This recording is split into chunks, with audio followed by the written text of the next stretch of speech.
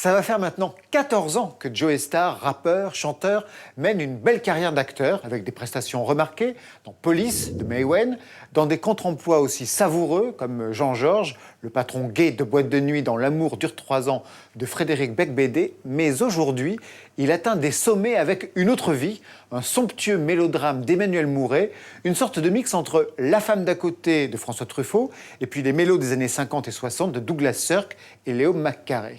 Joey Starr y est absolument formidable, comme effondré de l'intérieur, le visage totalement relâché, en homme partagé entre deux femmes.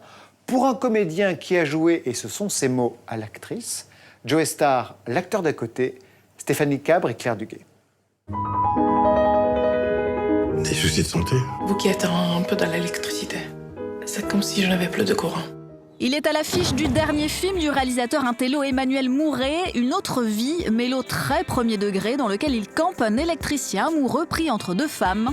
Rencontre avec Joey Starr flanqué de lunettes noires et verre à la main. Petit préambule sur l'affiche du film d'abord là, juste là, oui, là il est écrit Joey Starr bouleversant. Une réaction? Mon nom associé à bouleversant, ça m'a surpris quoi, mais en bon terme.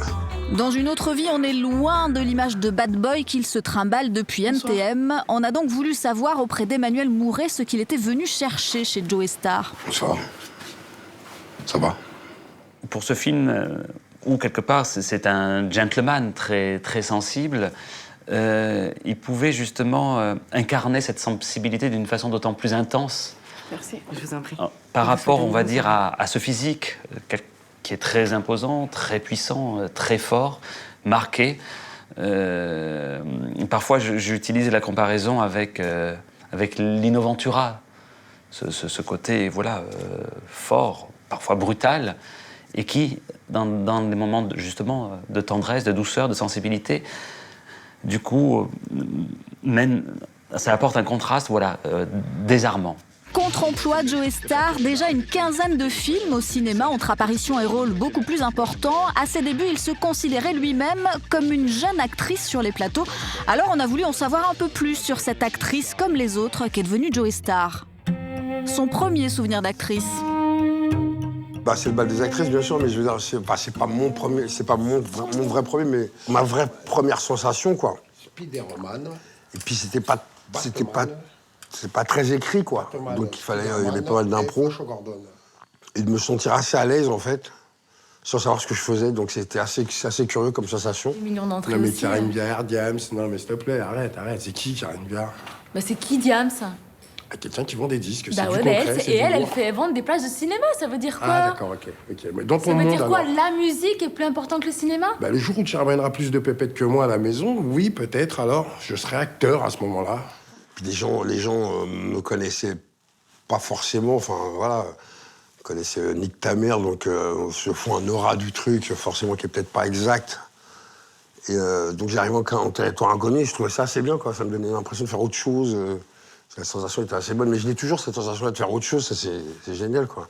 Tu les connais bien, les actrices? Allez, c'est parti. Allez, vas-y, allez, allez, on y va. Tu les connais de près? Ouais, ne recommençons pas, s'il te plaît. Ok, c'est parti. Donc son actrice fétiche, c'est? Béatrice Dalle. Pour l'aura qu'elle a, et puis je trouve que c'est quelqu'un qui m'a quand même...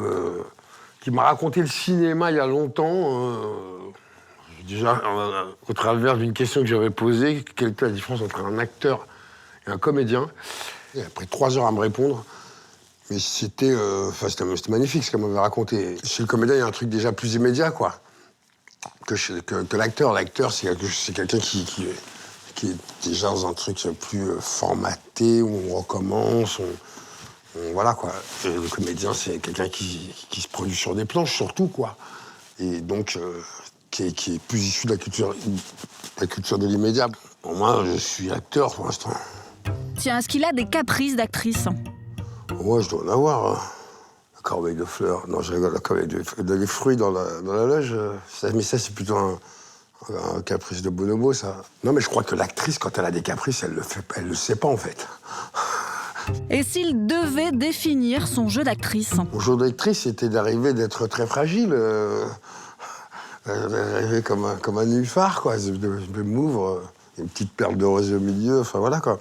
Je peux plus dire que je suis là par hasard. Je veux dire, avant, quand je disais que j'étais une jeune actrice, c'était voilà, c'était pour dire que j'étais un peu là par hasard. Je ne comprenais pas vraiment ce que je foutais là. Voilà, quoi. Maintenant, je peux plus dire ça, maintenant. C'est plus une plaisanterie, quoi. Mais t'imagines ta vie avec moi? Où ça ma place? Hein? Je vendrais 2 pauvres alarmes pendant que toi, tu parcours le monde. Tes amis, qu'est-ce que j'aurais à leur dire? Faudrait que je t'attende docilement ou que je te suive, même. Je m'y vois pas.